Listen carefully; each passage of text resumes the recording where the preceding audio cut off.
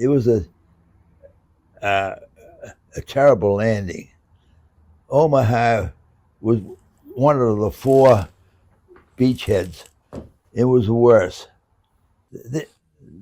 That Omaha beach almost got lost. It almost didn't make it.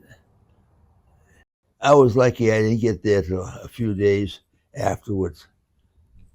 It was like a miracle, actually, because if we had been a few waves earlier, or a few days earlier, who knows what would have happened.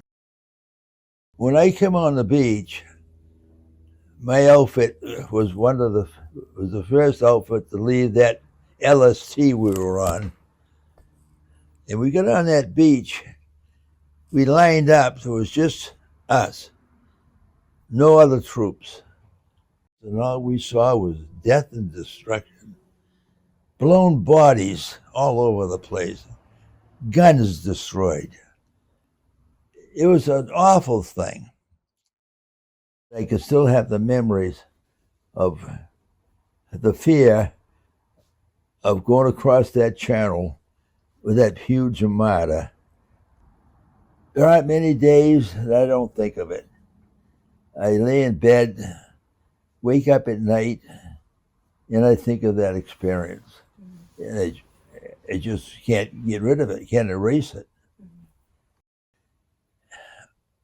I thought that someday I'd be underneath one of those wooden crosses, and I'd be there for eternity, never get home. And of course, it was an awful thought.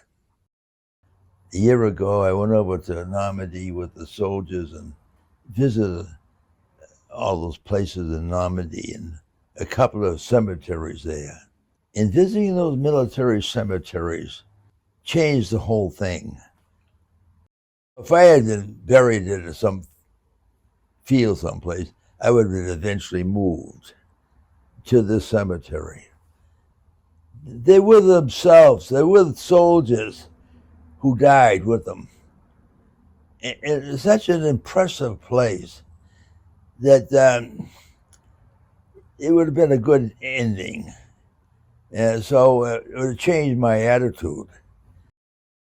I'm lucky. I survived the war. I'm 100 years old. People are taking care of me. I got it made. I'm glad I was a frontline soldier. I was like a first teamer. I wanted to be on the first team, and I was. I wouldn't have been pleased at all if I was back there bringing up supplies and things like that. It'd be like the second team, and I didn't want to do that. I feel proud, and my family, my kids, sort of feel proud that I did what I did.